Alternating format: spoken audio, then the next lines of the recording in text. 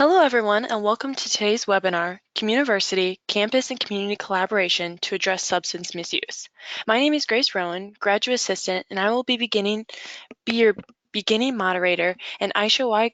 Khan Crow, the Assistant Director for the Illinois Higher Education Center for Alcohol, Other Drug and Violence Prevention, will be doing the closing for today's event, and I am very excited to be hosting today. Before I hand over the microphone, I have a few housekeeping items to cover about today's webinar in the GoToWebinar platform. For those of you new to using GoToWebinar, you will see the control panel on the right of your screen. This is where you'll find the question box that you can type and submit questions during or at the end of the presentation. All attendees will be muted for today's program, but that doesn't mean you still can't participate. Please type your questions into the question box in the control panel. This will allow us to see your question and we will address them. So without further ado, I'd like to introduce today's speaker, Dave Clausen. Dave Clausen is a national expert on substance misuse prevention and law enforcement. He is the author of the Amazon bestseller, Motivational Interviewing for Campus Police.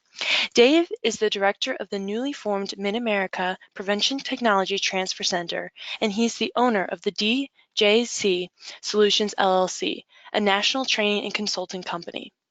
Dave previously worked as a TTA specialist for SAM-HSA's Center for the Application of Prevention Technologies and was formerly the assistant director of the Illinois Higher Education Center. Dave brings a unique experience to substance misuse prevention, having served as a police officer at Eastern Illinois University. Dave? All right. Thanks for that great introduction, Grace.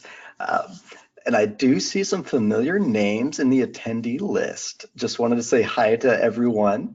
You might recognize some of the stories and examples that I shared today, so feel free to chime in with your tidbits as well.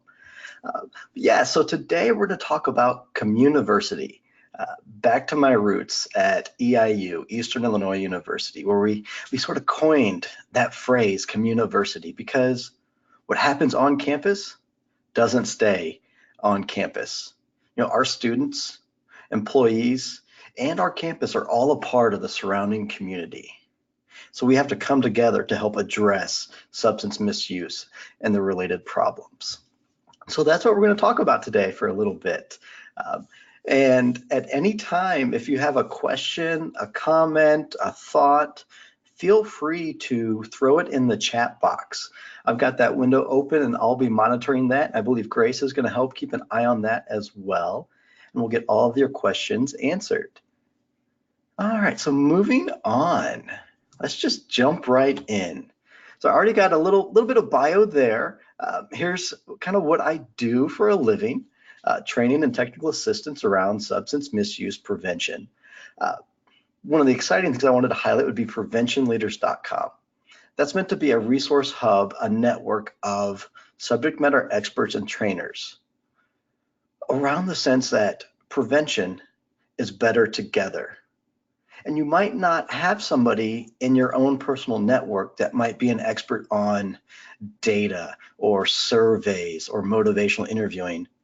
Well, hopefully you can just go to that website and find somebody that is a national expert to then help you with your prevention efforts, because we're all on the same team. All right, enough about me. Today's agenda.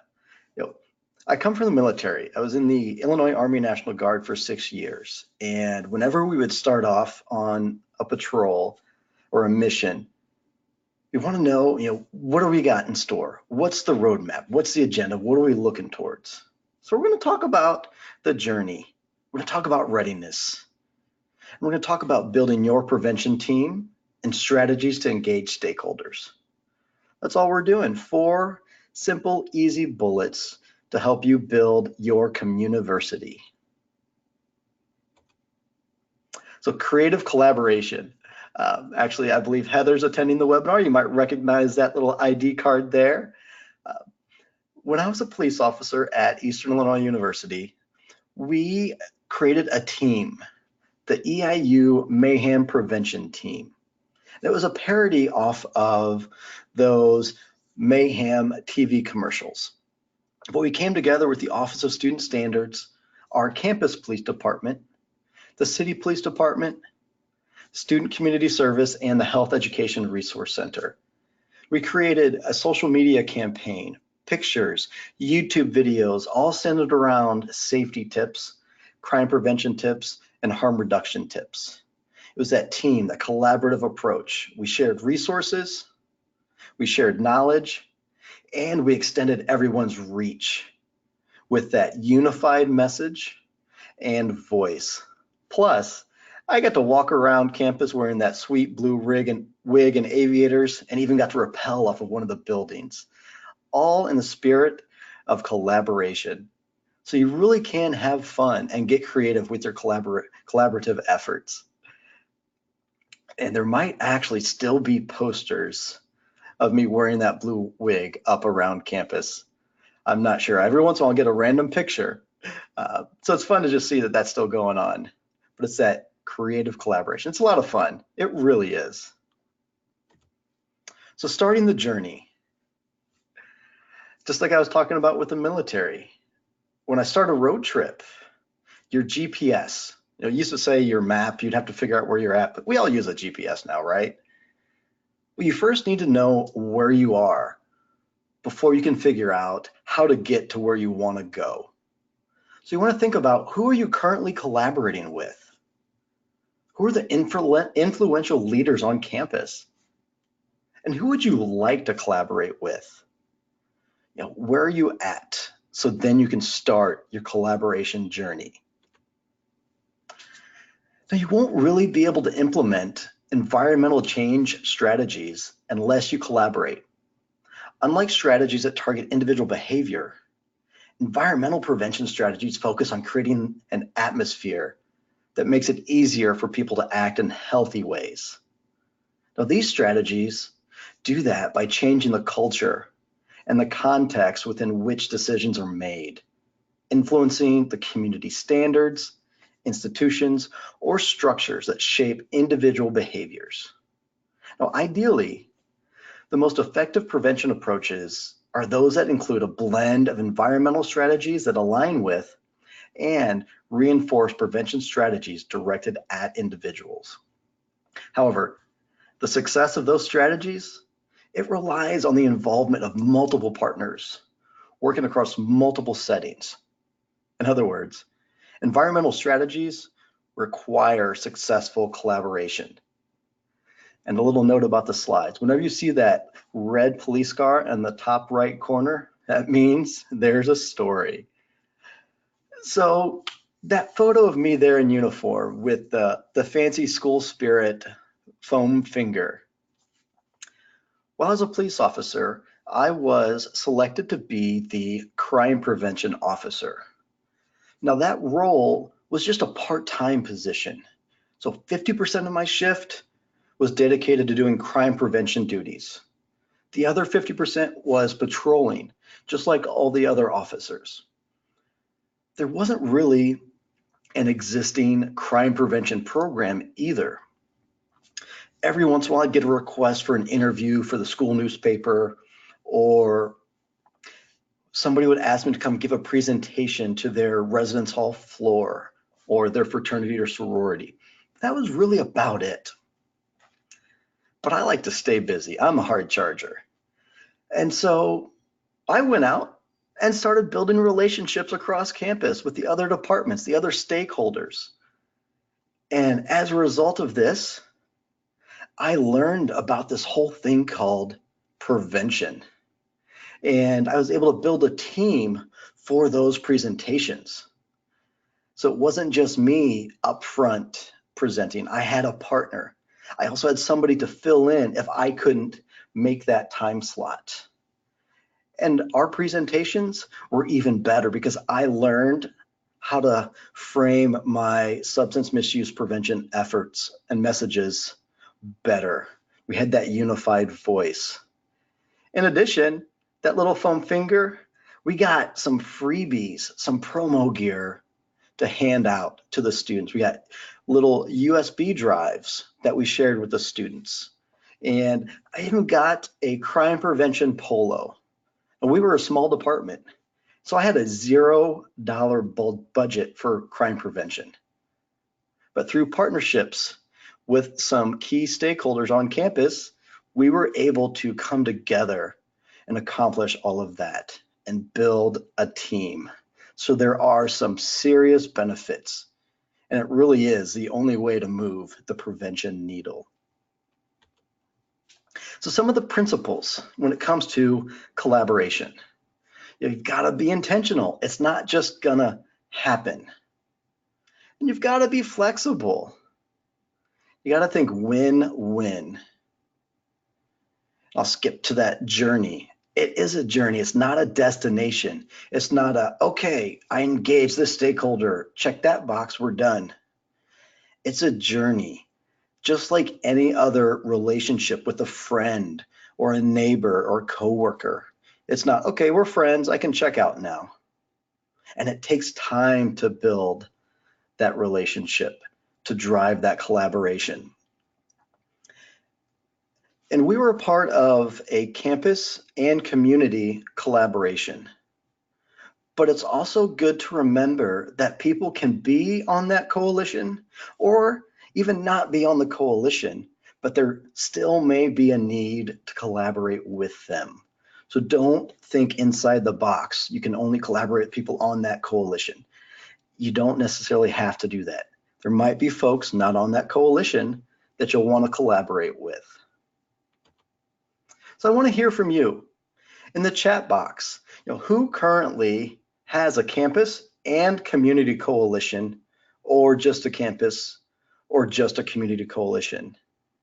Type your response in the chat box, and I will give you a moment to do that. Now, while you're entering your responses, think of a coalition as just a diverse group of key individuals and organizations who work together to reach that common goal, that common purpose.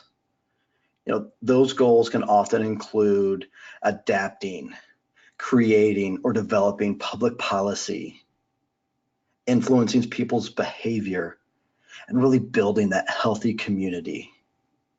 So who's out there collaborating already on campus, in your community, or both?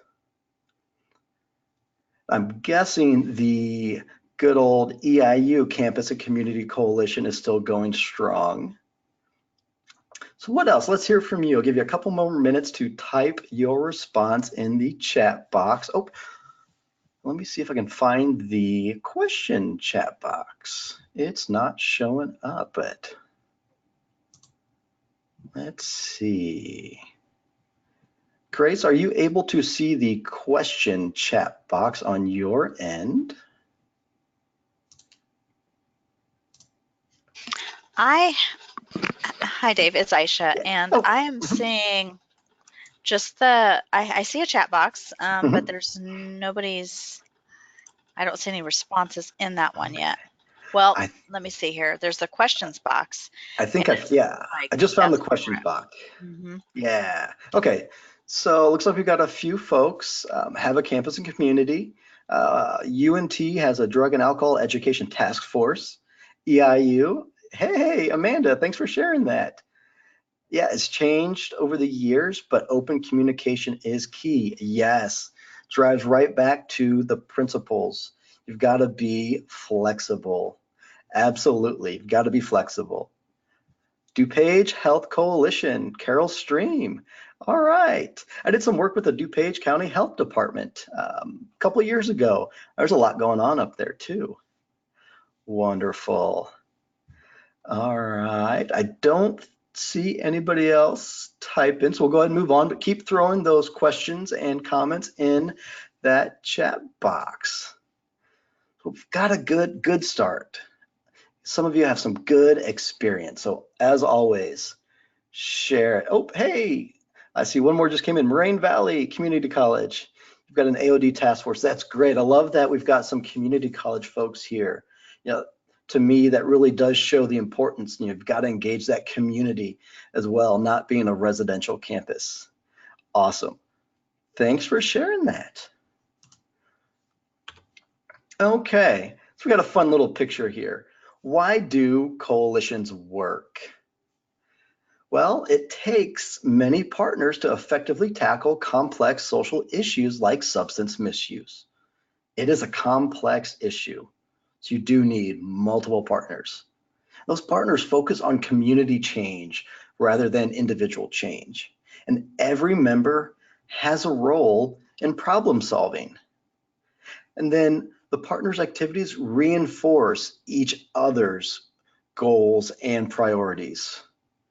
And those effective coalitions, they're going to have a well-defined issues and agreed upon goals, strong shared leadership, keyword shared leadership.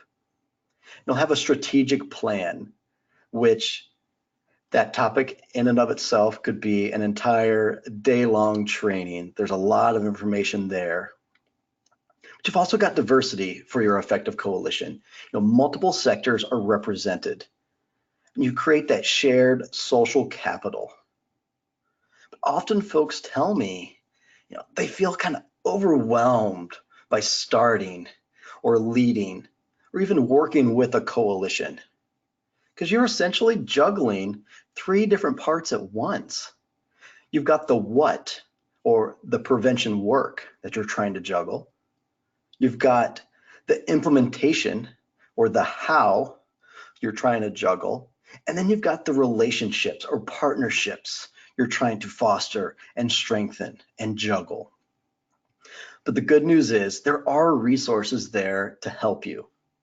The strategic prevention framework, it serves as an excellent foundation to guide a coalition, to help drive you forward. And then there's also, to pair with that, the Prevention and Action Toolkit that really gives you a guide for the nitty-gritty details, even down to template for your meetings and press releases and elevator pitches, which we'll get into a little bit later. But there is help there for you. And if you're interested in that toolkit, you can just drop IHEC a message or send me an email. I'd be happy to get those PDFs to you as well, because I'm just always happy to help. So that strategic prevention framework, here is the wonderful diagram that breaks it down. And we're talking about coalitions. We're talking about collaboration in this webinar. So the SPIF, the Strategic Prevention Framework, SPIF for short, because it can be a bit of a mouthful. There's opportunities to collaborate across each and every step of the SPIF.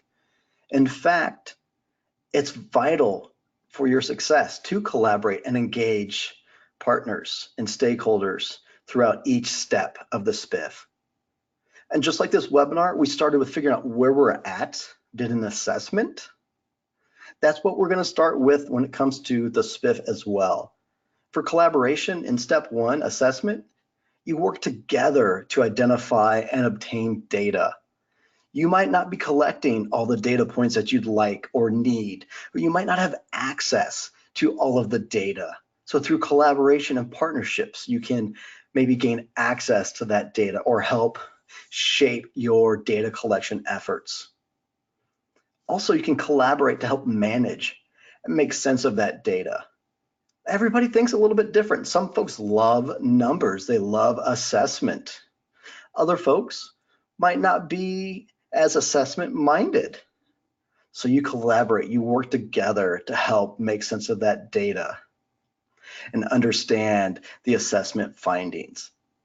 And then when you move to step two, capacity, this is a step that often gets moved over fairly quick, but it's vital. It is vital. And through capacity building, you can collaborate to really develop and strengthen your prevention team, because it does take a team. Through building capacity, you can increase your stakeholders' readiness, which we'll actually get into readiness a little bit more in a few slides. But then through capacity building and collaboration, you're going to increase community support. And as you move on to step three, the planning step, you want to work together to help prioritize the risk and protective factors. It's not up to one person to decide. It takes that team. Then as a team, you can work together to select the appropriate interventions and develop a comprehensive prevention plan. Moving to implementation, collaboration. That's going to lead to raising community awareness around your prevention efforts. It can help ensure interventions are implemented with fidelity, and it can help increase your infrastructure and supports. And then lastly, evaluation. You want to collaborate and work together on your evaluation. You want to make sure your stakeholders' needs are met. You want to identify which interventions are working or not working, and you want to share lessons learned. You might have been focused on one specific environmental strategy. When it went to implementation, the folks that were actually boots on the ground doing that strategy might have some feedback, some lessons learned as well. So it's good to have that team approach. So you've got to collaborate across every step of the SPIF. That's the only way you're going to move the prevention needle and create sustainable collaborations. So are you ready? Assessing readiness. We might think folks are ready in your community or ready on your campus. So you run through your assessment, you identify the risk and protective factors, like, all right, here's our strategies, let's go. And then you get ready to implement, and then folks are like, wait, why are we doing this? Well, you've got to assess readiness to really see where your community is at. So whether we're talking about coalition building or other aspects of our work, it really is helpful when we realize how it connects to the SPIF process, because that SPIF process is going to be what drives and keeps your coalition and your collaborations moving forward in a healthy, effective manner. So community readiness or campus readiness. But we're going with community because, like we stated, your campus is a part of the greater community. So community readiness really does fit in that first step of the SPIF, assessment. You want to look to profile population needs, resources, and readiness to address needs and gaps. During that first step, you're going to accurately assess the substance misuse related problems using EPI-data. You're going to assess and identify the magnitude of the substance misuse problem and where it is greatest. You're going to identify risk and protective factors. Then you want to assess the community assets and resources, gaps in service and capacity, and readiness to act. So it really starts with assessment. Readiness, that's where it's at. You don't want to get to implementation and then try to decide, are folks ready or not to do this? So readiness, it's the degree to which an individual, a group, organization, or community is both psychologically prepared and motivated to commit to address a specific problem or engage in a specific activity. Often overlooked, readiness is integral to community prevention success. It really is. And the most important point is that community readiness, it can be assessed and enhanced. We can affect change in readiness. But first, we need to know what the community's level of readiness actually is. So what does it look like in the real world? Well, most of us, we've had experience with it. So picture your prevention worker with her toolbox. She may be new or she may be a veteran, but she's eager and she's enthusiastic. So she goes into community A, talks about the problem, presents possible initiatives that could help address it, and the light bulbs just go off. We've all had that feeling, and it just leaves me feeling energized. It's great. But sometimes the opposite occurs. She may go into community B with the same presentation, the same solution, and people give her a thumbs down. They don't want to hear what she has to say, or they're not interested. Same prevention worker, same prevention presentation, same toolbox. Well, maybe the variable is the community. We always used to look at prevention this way. We would do a needs assessment to identify the problem. Then we would present strategies to address the problem. But ready or not, here we come. But now we realize that there's that third variable, the community itself, and its level of readiness can make the difference between an experience like that of community A, the light bulbs going off, or community B with a thumbs down all around. So it really is important to assess and then work to enhance readiness if need be. So to assess readiness for prevention, it's often helpful to speak one-on-one with your local decision makers and public opinion leaders. If people with access to critical prevention resources aren't on board, then it will be important to find ways early on to increase their level of readiness. Readiness assessment should reflect on the readiness of all sectors of the community. So to do this, you've got to engage folks in a culturally competent assessment process that involves working with representatives from across the community sectors and assessment planning. Now, it also means collecting data across those sectors in ways that are appropriate and respectful. So motivation to engage. That's a willingness to engage in conversations around the identified prevention issues and work with your group. Some of the indicators, well, they might have a demonstrated interest in building relationships or past collaborative relationships with other organizations, or even a history of engagement with your initiative. When it comes to connection to the prevention issues and related problems, well, currently working on or has a strong interest in your prevention issues. They're very interested. Some of those indicators, leadership in the community around the identified prevention issues or related problems, a past connection with collaboration on issues related to substance misuse, or they're currently addressing prevention issues in their work. And for the capacity to engage, it's having the necessary human or technical resources needed to collaborate. In prevention, we all wear multiple hats. We might not have enough bandwidth to engage to the level that we really want or need to. So some of the indicators related to capacity to engage, having the time, the appropriate staff, the flexibility to collaborate, having the knowledge, the skills, and the expertise needed to collaborate, and the willingness and ability to share prevention resources. So we've got that squad car in the top right-hand corner again, so we're going to do a little story break. As an EIU police officer, I was a member on the Campus and Community Coalition. There was great engagement from the community stakeholders and campus stakeholders. We even had the mayor come to some of our meetings.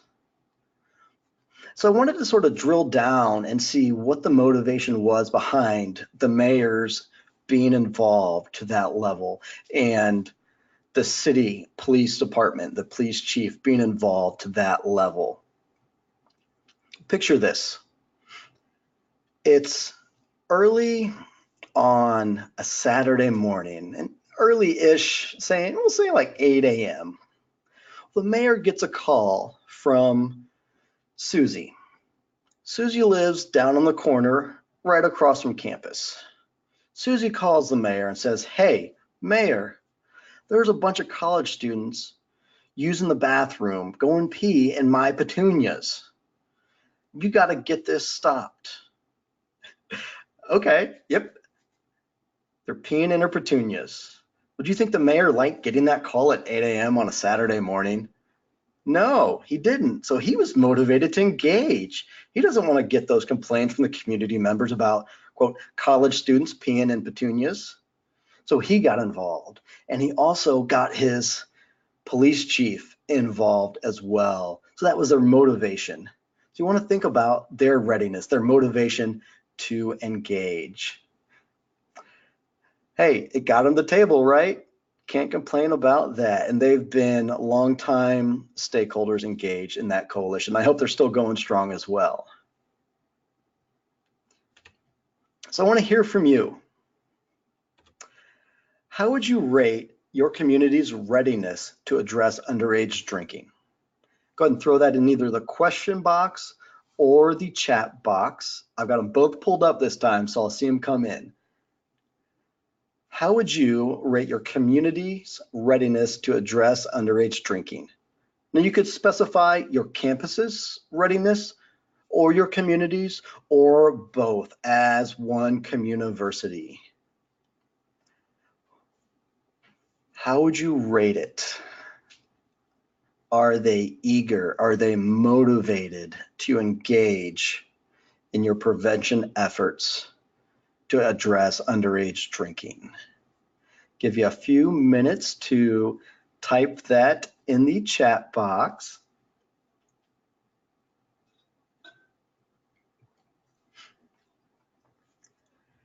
It was interesting for me, while I was the crime prevention officer,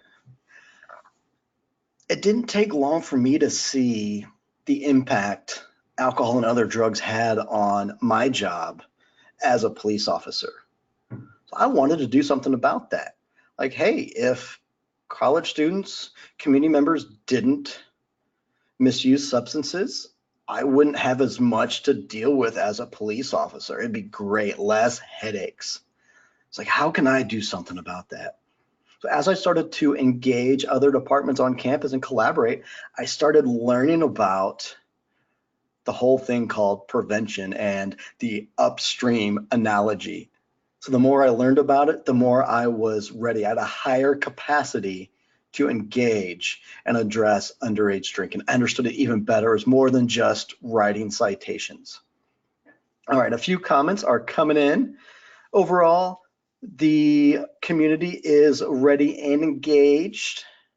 Awesome. I like it. I like it. The community is ready and eager to engage in efforts to address the issue. All right. So it sounds like folks are ready. Okay, I've got one more question, so keep your fingers fired up at the keyboard. What would be the next steps to begin to assess readiness in your community? Hey, Moraine Valley is ready. I love it. So what are your next steps to begin to assess readiness? Some of the folks, you mentioned you think they're ready to engage. What would be your next steps to really drill down and know for certain, yes, all of our stakeholders, both on campus and in the community, are ready? What are your next steps? What could you do? Pushing you to sort of brainstorm and think a little bit. Plus, it gives me a chance to take a water break. So what are your next steps? Let's hear from you.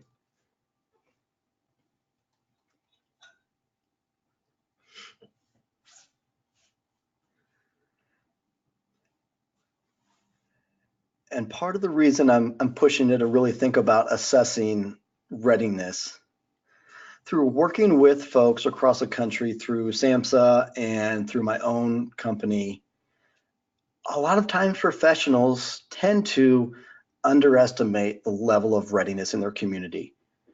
We work in prevention, so we're ready. We're connected to the issue. It's our job. So we can often underestimate the level of readiness in the community. So what would be your next steps? Start scheduling some one-on-one meetings, attend a city council meeting, do a ride along, start talking to the city police, the campus police. What are your next steps? Give it just one more minute, as I am kind of pushing you to think a little bit.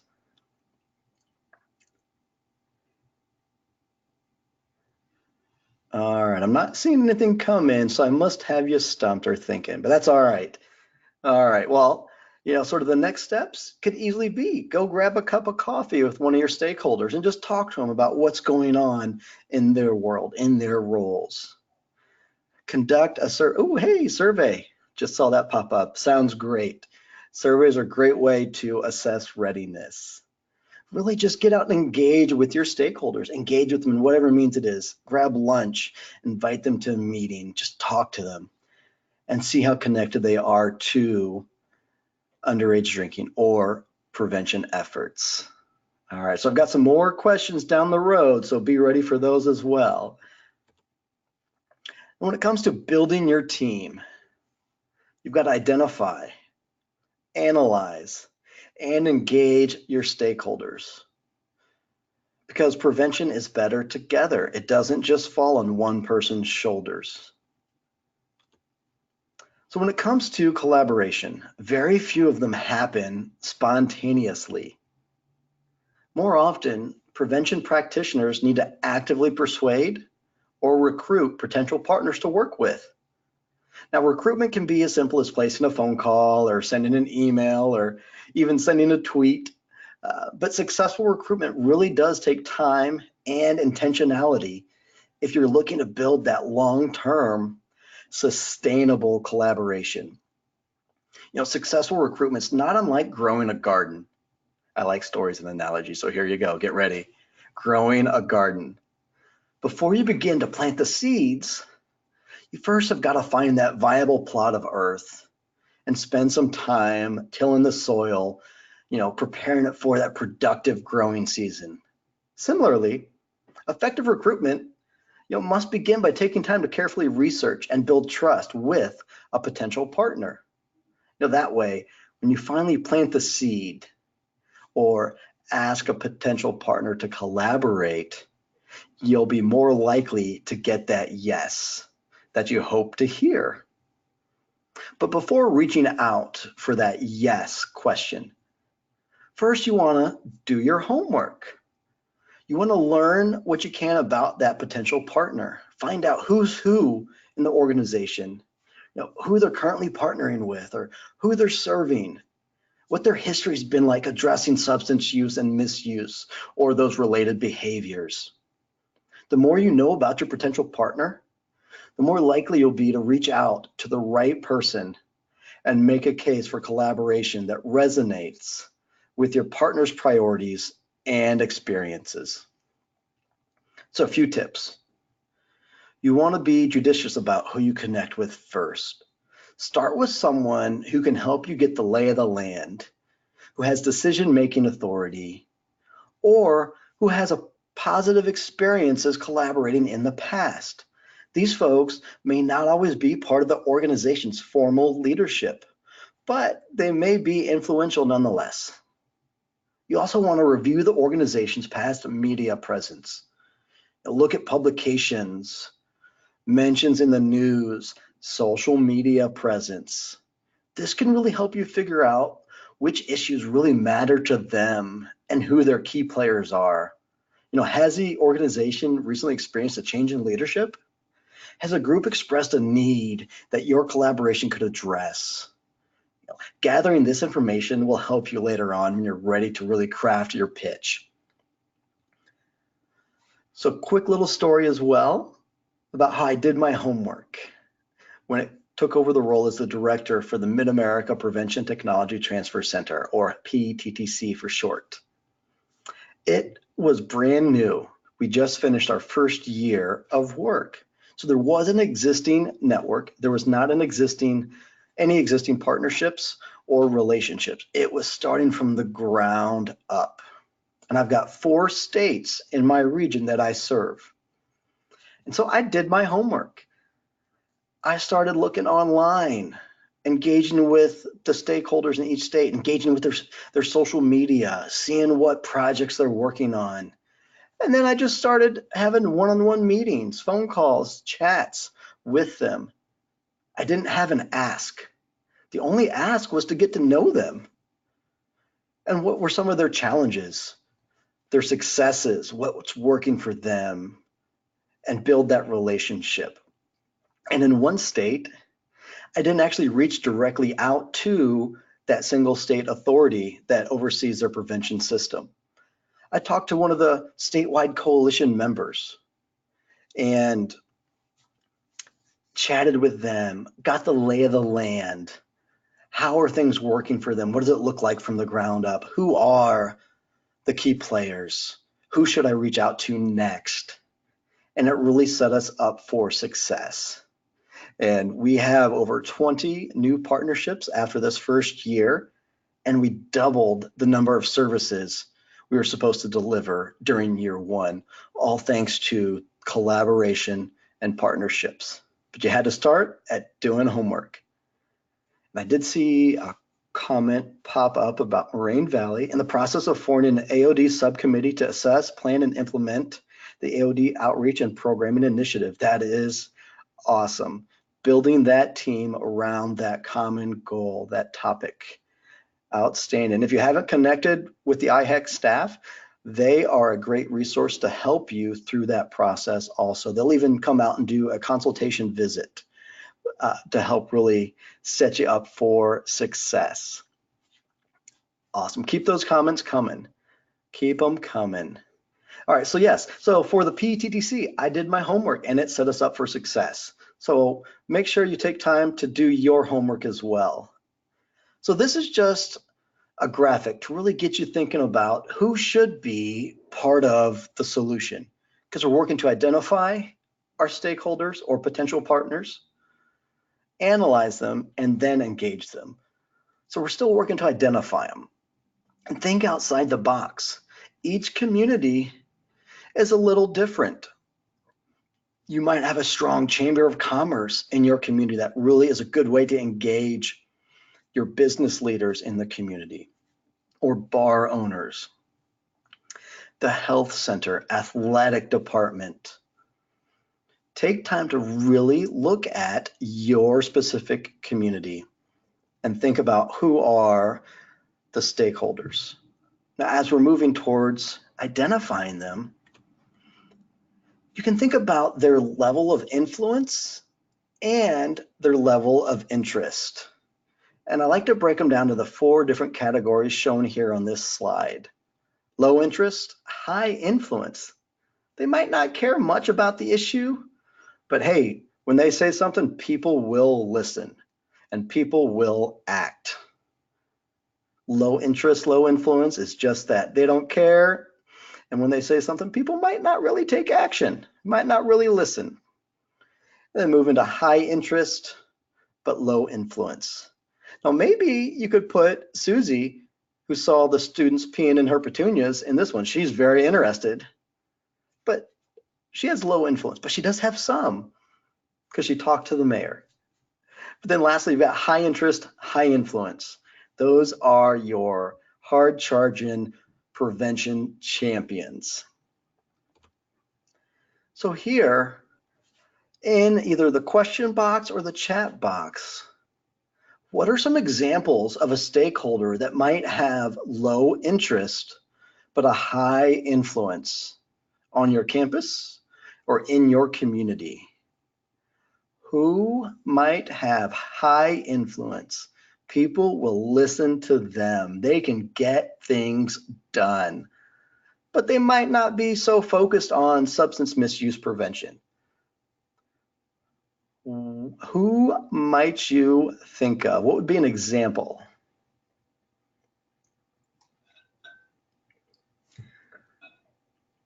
We talked about the mayor. Could the mayor have been in this sort of box to begin with? But then after receiving a complaint from the community member, might have shifted him over to the high interest, high influence? Might not have been focused on prevention or substance misuse before that 8 a.m. phone call on a Saturday morning about petunias. Higher administration, yes, exactly. Your university president might not be really focused on prevention.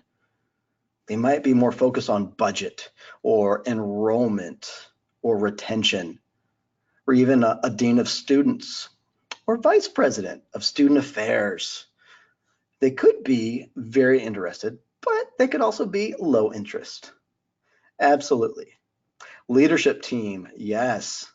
Yes, your higher administration and your leadership team, those folks, they might, we don't know because we are still going to assess their readiness, but they might have low interest, but they do have that high influence. Absolutely. Absolutely. Thank you all. Oh, hey, yeah, administration, faculty in the executive leadership team. I like it. Faculty might have a low interest. They might just be focused on their department, their classes. They might not see how substance misuse relates or impacts students' academic success. They might not be interested, but their voices can carry a lot of weight. Excellent, excellent. Always good to try to engage faculty as well on campus. Yeah, y'all know what you're doing. I like it. All right, so as you assess based on interest and influence, that can kind of drive how you want to engage with them. You know, folks who you just need to sort of keep up to date, or you want to really get their input. And then those powerful stakeholders you really want to work to engage, like faculty, higher administration, leadership, really work to engage those low interest folks that carry a high influence. And of course, when they're got that high interest and high influence, heck yeah, you want to be working side by side with them. They can get things done. Absolutely. But based on where they're at on interest and influence, that really is going to direct their role in your collaboration. Because not everybody needs to be on your coalition leadership team, but you could keep them up to date. Just like the AOD subcommittee, they're doing the core work, but there might be folks that don't need to be a part of it, but it would still be good to keep them up to date. And as you keep them informed, that can increase their readiness or their buy-in, particularly like the low interest, high influence. Keep them up to date on what that committee's working on, why they're working on it, because that can help boost their support down the road. So another question, because I love hearing from y'all. What new stakeholder or stakeholders might help strengthen or sustain your prevention efforts? Who are you not currently collaborating with or engaging that might really help strengthen or sustain your prevention efforts?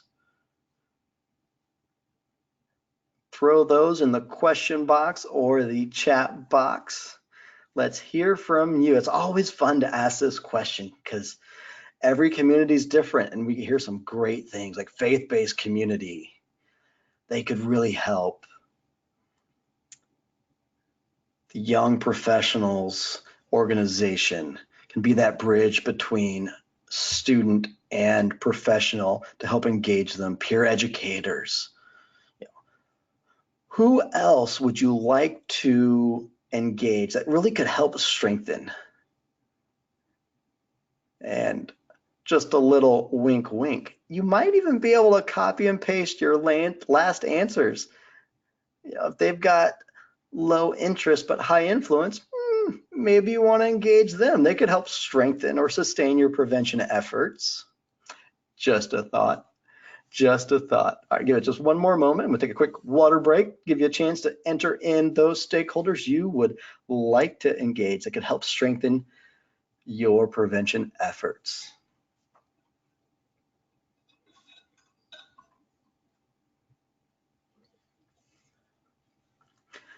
All right, we're going to go ahead and roll with the same folks: higher administration, leadership team, faculty. All right, great stuff. Awesome. Now we are getting kind of close to the end, so I'm going to move forward, but I'll keep an eye on that. Ooh, addiction studies, fitness department. People have struggled with alcohol or drug misuse. Yes, that lived experience. There must be a delay in GoToWebinar. Thank you both for putting that in. Absolutely. Addiction studies, faculty coordinator. That's a great one. I have not heard that one yet. I dig it. Okay, so we've done our homework. You've identified and analyzed those stakeholders. So now it's time to establish a relationship. People are more likely to work with people that they know and trust, right? Yes. And then think about this. Collaborations built on existing relationships are more likely to be sustained over time. So take the time to build a relationship before moving in for the ask. Attend meetings or events hosted by the potential partners. Include them in your mailing list. Make that personal connection. Every effort that you make towards building that relationship will take you just one baby step closer to getting that yes commitment that you want. You can find a mutual contact who can introduce you. You can grab a cup of coffee or lunch. Connect with them on social media. I'm telling you that is powerful. Start engaging with their content, sharing it, promoting it. And then another little thing too, the power of a simple email. If you see a news article or a resource, just send them an email, say, hey, saw this, thought of you, thought you might be interested. That can go a long way. But before you start knocking on office doors, it's also important to put together that winning elevator pitch. It's that short, convincing message that clearly describes what you want from your potential partner and how you're both benefit from that collaboration. Will working together provide that person with access to needed resources? Is it going to help them access hard to reach populations or prevent duplication of efforts? Your pitch is where you really paint that picture of why collaboration is the way to go. You want to be concrete. What will that collaboration look like? Exactly will you want your partner to do upon saying yes? And remember, one size does not fit all. You don't want to make one single elevator pitch and call it good.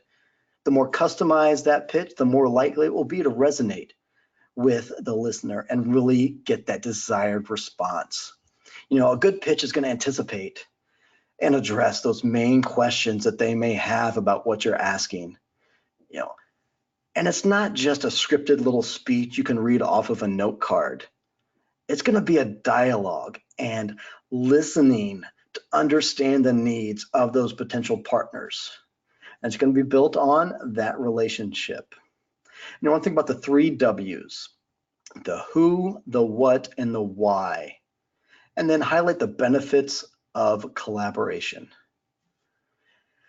All right, so you've done your homework, you've established relationships, you've developed your elevator pitch. And now when it comes time to really make that ask, reach out and ask them to do something, you want to think about how are you going to do that? You're going to send an email, you're going to pick up the phone, set up a meeting. And when choosing an appropriate approach, you want to consider your existing relationship with the person and what you know about their communication style. How well do you know them? How busy are they? Are they impossible to reach by phone? Or would they prefer to see things in writing before talking through them? Use what you know about that person to select a best fit approach.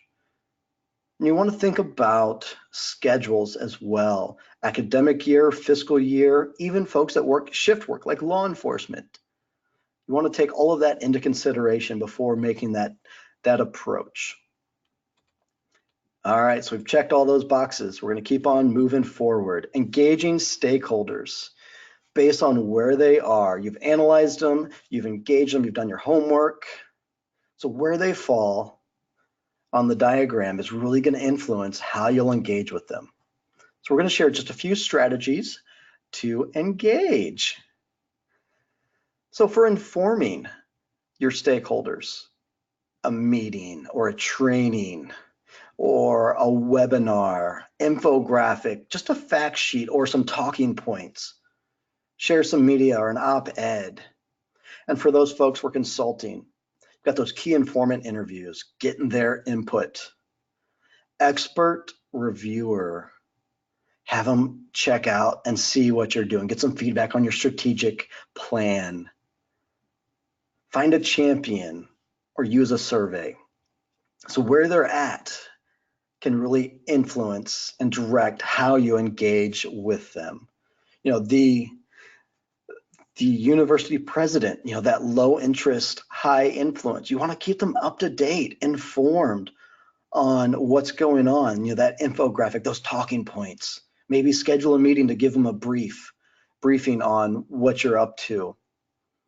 And then consult with them. Get their input, their insights, see what their thoughts are. Because they have some influence, but guess what? They've got a lot of knowledge and expertise as well. So go ahead and take time to get their thoughts, consult with them. Persuasive language. Logos, pathos, and ethos. You can use ethical appeal or ethos to help persuade the audience of your credibility or character. And then pathos, emotional appeal. You're going to use a language and messages to appeal to their emotions, to invoke sympathy from an audience or encourage them to take action or feel a certain way. And then logos, logic, means convince them, persuade them with logic or reason. And really important here to use facts, critical facts, and logical arguments. You can use examples or testimonials. It adds social proof and credibility. Students, other campus leaders, maybe you saw somebody in the chat box here that you'd like to engage with from another campus. You can highlight what if scenarios, meaning the consequences of inaction, or what if the desired results once implemented. Positioning. Motivated individuals are going to position the strong points first. Unmotivated folks are going to position the strong points last. You can get expert opinions. And then linking and pairing. Tap into the power of association. Think marketing campaigns like MasterCard, their priceless campaign that associated their card with priceless life memories and experiences. The national weeks, seasonal, historical dates, anything to really make the information more relevant. And leading voices, students, campus leaders, and colleagues. Engage them, work with them to help craft your message for your audience. And here, what strategies have been most effective for you in engaging stakeholders? And you want to be careful with the I've got a grant strategy, because it puts the resources, the money up front, and it doesn't really lead to long-term sustainable collaboration. It's going to be focused on time, very time-limited collaboration. So what's worked for you? And I know at Easter, and I've got a couple of folks here, so I'll go ahead and just share. One of the cool things, homecoming was a long, treacherous day for law enforcement, both city and on campus. So the stakeholders worked together and provided breakfast for those officers before they started their long day, because they'd have to work the parade and then the tailgate and then the football game, and then they'd have to work their shift that night. So it was a long day, and the folks recognized that, and so they brought them together to help get them started off on a good foot. We're just about out of time. We've got a couple more seconds. I'll come back if I see something pop up. I want to just share this last little case study. If you're in Illinois, you're probably familiar with the unofficial St. Patrick's Day at the University of Illinois. It was a grassroots event and very high risk. There were a lot of issues related to substance misuse. Through collaboration, they created community partnerships to increase the buy-in from campus and community officials to support enforcement and implemented alcohol policies to deter underage drinking. Long story short, through this collaboration, they first had an increase in citations from 269 in 2009 to 364 in 2011. That was because they were supporting enforcement, increasing enforcement during the large-scale drinking event. But then through that collaborative effort, they dropped down to 138 in 2015 and 160 in 2016, 160 in 2016. Basically cut it in half through collaboration. It can be effective and create that long-term lasting change. When you talk to officers now, they just shrug their shoulders and say, yeah, it's unofficial, no big deal. Because they've been able to sustain those collaborations and those comprehensive efforts. And that's where I wanted to wrap it up. I'm right at 12 o'clock based on my watch. If you have any questions, I would love to answer them. Throw them in the chat box or in the question box. I'm going to go ahead and go to the next slide because I want you all to have my email address. Please don't ever hesitate to reach out. I'm always happy to help, connect you with somebody, connect you with a resource. If you want the Prevention in Action Collaboration Toolkit, I can get that to you because I'm always here and always happy to help because prevention is better together. And with that, I'll thank you all for your time and turn it back over to Grace. All right, Dave, thank you. And this is Aisha, and I am going to take over for the last parts of the last few minutes that we're together. Thank you again, Dave. That was wonderful. I appreciate your time and your knowledge and your expertise. I want to thank everybody for attending today's webinar. Again, Dave is always available for questions. He's great about that.